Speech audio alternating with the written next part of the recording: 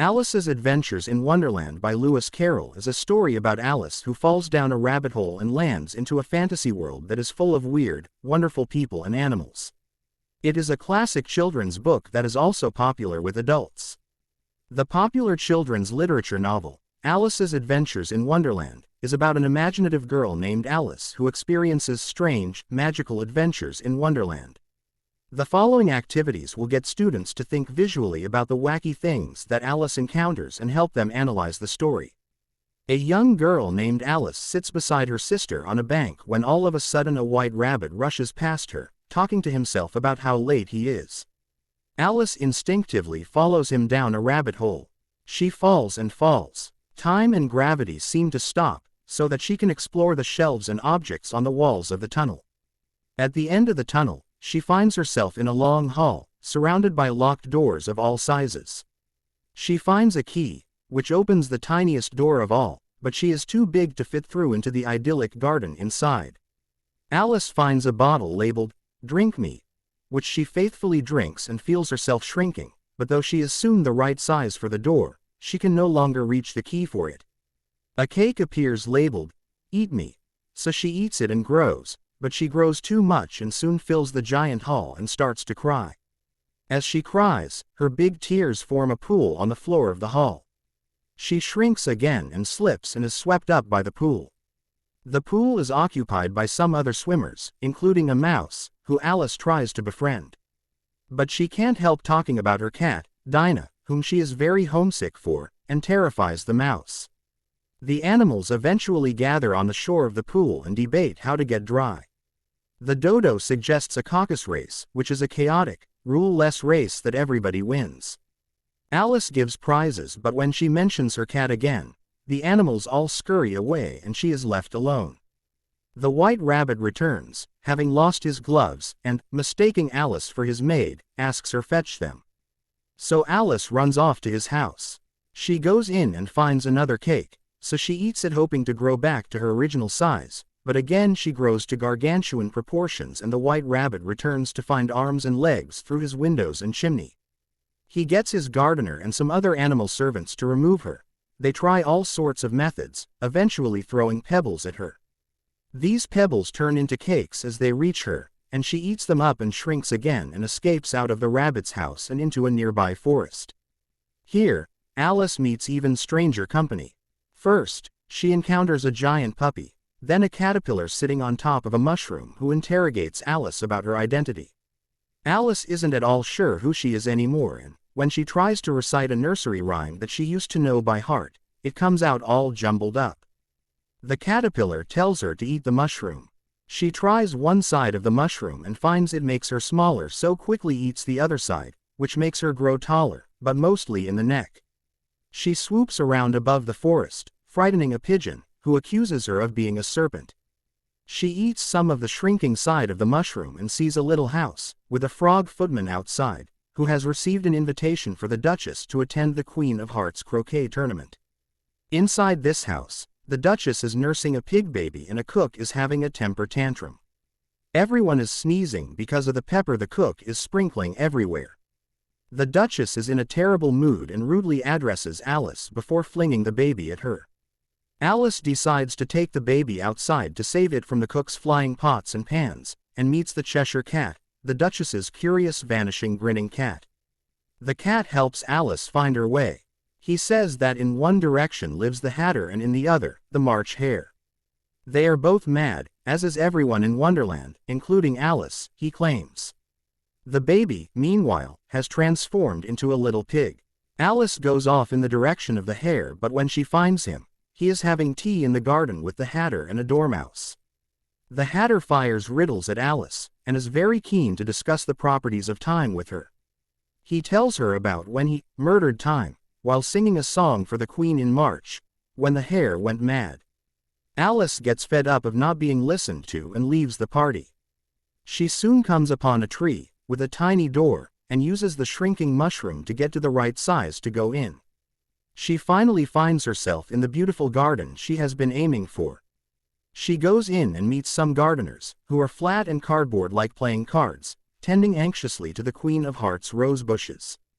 The Queen's procession arrive, a whole set of playing cards, carrying clubs, diamonds and hearts. The queen manically rules over everybody and regularly orders for playing cards who disappoint or annoy her in any way to be executed. She has already sentenced the Duchess to a beheading. The queen takes Alice to join in the croquet game. It isn't the kind of croquet that Alice is used to. Instead of mallets and balls, the queen's version uses flamingos and hedgehogs, who become quite unruly when Alice tries to use them. Also, nobody takes turns, so the pitch is suddenly a mess with animals and playing cards. The queen gets very irate, calling for mass executions. Meanwhile, the Cheshire Cat has returned and is causing trouble with the king, but when the queen's officers try to catch him, he vanishes. So the game is abandoned and the queen turns her attention to Alice. The queen thinks Alice ought to meet the Mock Turtle and hear his history, so Alice is taken to see him by his old friend, the Griffin. The Mock Turtle slowly and sadly tells his story and soon is carried away with remembering the Lobster Quadrille and its accompanying songs, which he and the Griffin sing for Alice. Alice then starts to tell her story and again finds that she has forgotten certain rhymes and songs, so she gives up telling her adventures and the Mock Turtle starts a song about soup. He is interrupted by the sound of the queen loudly commencing the knave's trial. The courtroom is filled with the creatures Alice has met in Wonderland. The King of Hearts is acting as the judge and the jurors are a collection of dim-witted animals. The White Rabbit tells the story of the knave's crime.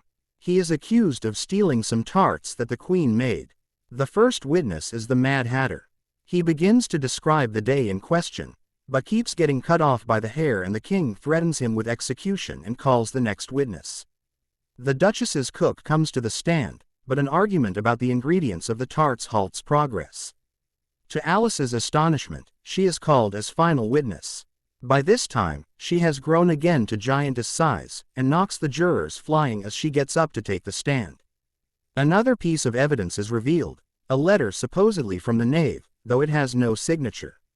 Alice tries to defend the knave, but the Queen of Hearts is not interested in hearing anything further, she just wants to skip to the sentencing. But by now, Alice has grown not just in stature but in confidence. She will not allow herself to be afraid of a pack of cards. At this, Alice wakes up on the bank beside her sister. She recounts her adventures, and then bounds off, leaving her sister to contemplate Wonderland herself, and imagine what Alice will be like as a grown woman. Lewis Carroll adored the unprejudiced and innocent way young children approach the world. With Alice's adventures in Wonderland, he wanted to describe how a child sees our adult world, including all of the, in the eyes of a child, silly and arbitrary rules and social etiquette we created for ourselves, as well as the egos and bad habits we have developed during our lives. Alice's adventures in Wonderland represents the child's struggle to survive in the confusing world of adults. To understand our adult world, Alice has to overcome the open-mindedness that is characteristic for children. Apparently, adults need rules to live by. But most people adhere to those rules blindly now, without asking themselves, why? This leads to the incomprehensible, and sometimes arbitrary behavior that Alice experiences in Wonderland. When entering Wonderland, Alice encounters a way of living and reasoning that is quite different from her own. A duchess who is determined to find a moral in everything. Trials that seem to be very unjust. But during the journey through Wonderland, Alice learns to understand the adult world somewhat more. In fact, she is growing up. This is also represented by her physical changes during the story, the growing and shrinking. More and more she starts to understand the creatures that live in Wonderland. From the Cheshire Cat she learns that everyone is mad here. She learns to cope with the crazy Wonderland rules, and during the story she gets better in managing the situation. She tells the Queen of Hearts that her order is nonsense, and prevents her own beheading. In the end, Alice has adapted and lost most of her vivid imagination that comes with childhood. She realizes what the creatures in Wonderland really are, nothing but a pack of cards. At this point, she has matured too much to stay in Wonderland, the world of the children, and wakes up into the real world, the world of adults. In Wonderland, Alice struggles with the importance and instability of personal identity. She is constantly ordered to identify herself by the creatures she meets, but she herself has doubts about her identity as well. After falling through the rabbit hole, Alice tests her knowledge to determine whether she has become another girl. Later on, the White Rabbit mistakes her for his maid Mary Ann. When the caterpillar asks her who she is unable to answer, as she feels that she has changed several times since that morning. Among other things, this doubt about her identity is nourished by her physical appearance. Alice grows and shrinks several times, which she finds very confusing. The pigeon mistakes her for a serpent, not only because she admits eating eggs, but also because of her long neck. The Cheshire Cat questions another aspect of Alice's identity. He is not questioning her name or species, he is questioning her sanity. As she has entered Wonderland, she must be mad, he states. However, it is not only Alice's identity that is unstable. Some creatures in Wonderland have unstable identities as well. For example, the Duchess baby turns into a pig and the members of the jury have to write down their names, or they will forget them. Alice's adventures in Wonderland is a perfect example of childhood through adolescence. Just as a child's life is filled with good and bad choices, Alice's is, too. As most do, she learns from her experiences and ultimately becomes more mature, emotionally, in how she deals with her problems, and in the way she perceives different situations, all of which are encompassed in the progression of a child.